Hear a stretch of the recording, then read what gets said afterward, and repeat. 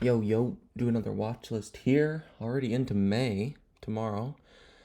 So obviously, these weed names had a midday PR from the DEA making, what was it, weed like reduced, like, so it's not as criminal or not viewed as a drug as much or whatever.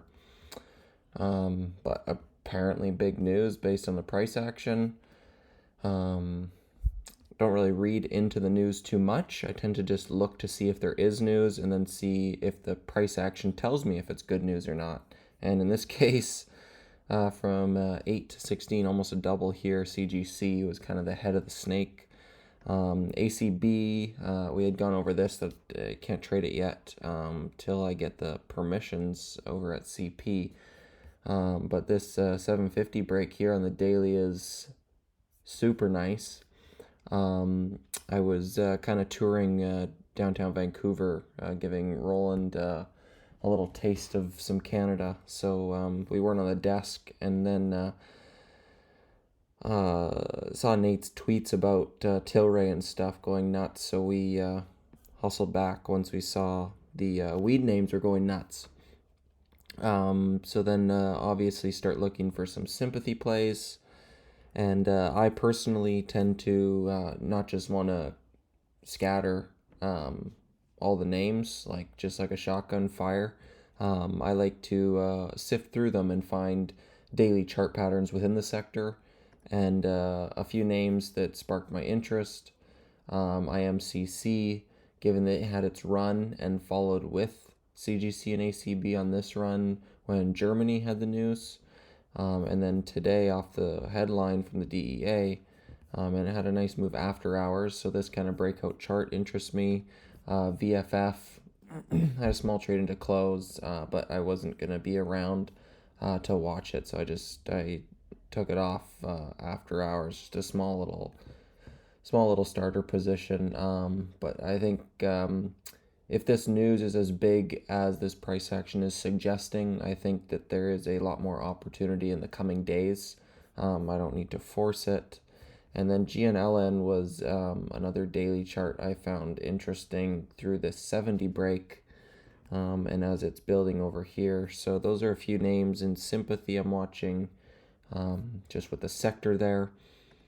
CSLR, nice daily breakout with no overhead resistance at all with any sort of relevant volume.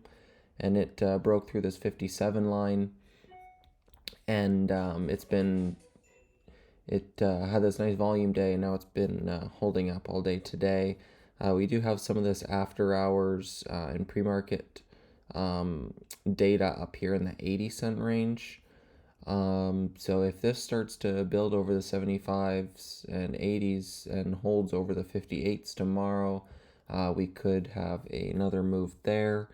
Mullen, sort of a overextended gap up here, but room still down to the 4 EMA that I like to see. And you've got quite a few people underwater here. So basically, like from this down to here, we've got this sort of liquidity pocket here that sort of lines up with this 490 range. So I'd be looking for 630 pops, anything up into this range. I'd look to lean if this thing stays red tomorrow. I think we get a buck fade out of it. NIVF, just keeping tabs. This thing's not going away, so just gonna set price alerts for like this 230 range for the exact thing that happened on EGBA today, which got absolutely destroyed after it broke out. But you've got this descending wedge, and they perked through it yesterday, and we identified this 250 key line, which broke here in pre-market right here, and the pullbacks held, and you got a super sick move up to the fours. So something like this could happen with NIVF. So edge for me is not taking it off radar, setting price alerts, and keeping tabs. DFly, I had been talking about this one the last little while, just because I think this is a liquidity trap type daily, and the wicks holding up here along the 10 moving average. and a nice strong close, stronger than any of the other days.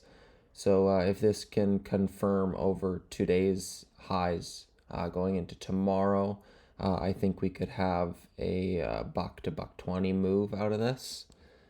And Jag X, I had scaled into today and sold the rest into daily resistance.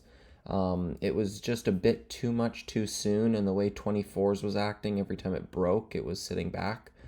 And then it was just lining up with this daily chart. So I had shown my entries here yesterday. I scaled into this one in the intraday ABCD, push, pull, higher, low. So I got this nice sort of pre-breakout into prior daily resistance, and I locked that one in. But now I'm going to be looking for maybe a couple days of consolidation, ideally holds over 20 cents, and then get a re-breakout through this 20s. So yeah, we got Mullen, possible first red day, CSLR, possible breakout, D-Fly, possible breakout, Jag X a couple days down the road, and then all of the weed names.